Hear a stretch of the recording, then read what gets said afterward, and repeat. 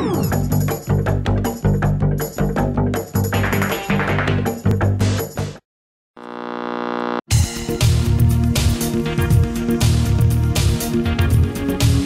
I'm JJ Thompson with Rook, and we're here with your weekly insight. Recently we've talked through third-party assessments, what they are, what the components are, and how to get value out of them. This week we're here to talk to you about how to get management buy-in to actually conduct a third-party assessment and to hire an outside firm to come in and actually help you with that type of work.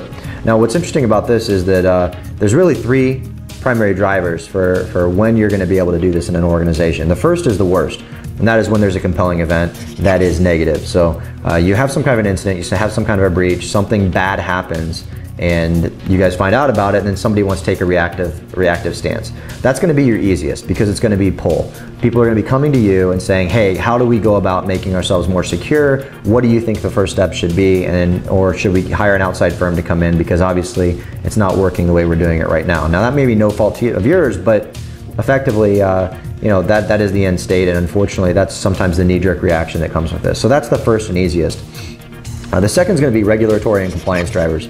So anything where there's you now fall into a new privacy regulation or some other type of regulation that's out there, and from a management and then legal risk perspective, you guys have decided that you guys are going to be in compliance with this, and one of the subcomponents of that is that you get a third-party audit assessment or let's say a pen test on an annual basis.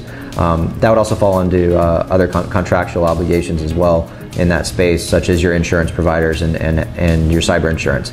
And the third driver that's going to really lead to management buy-in is going to be when you're able to be a business enabler, a direct business enabler. Now, with privacy being the way it is these days, some of your business partners are actually going to require you to be audited. And I know many of you have already been in this situation, and it's at the point probably where it's starting to feel somewhat onerous, and we can actually help with that as well, and we've got some tips for you that we'll talk about later.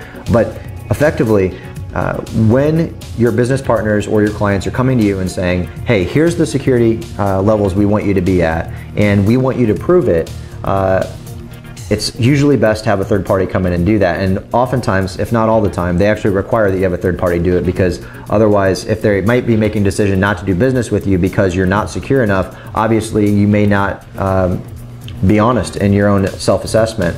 Therefore, they want a third party to come in. In all three of those situations, it's an ideal time to come in and help. And what's really important is anytime one of those situations takes place, you want to talk to your senior management about how do we make this into a strategic driver moving forward? How do we harness this thing that could just be seen as overhead cost, insurance, etc., and actually make it a business enabler for us moving forward and give us, if you can, competitive advantage? And that's another topic for another day. So you can read more about this on our insight section of our blog, or stay tuned until the next time. We'll talk to you soon.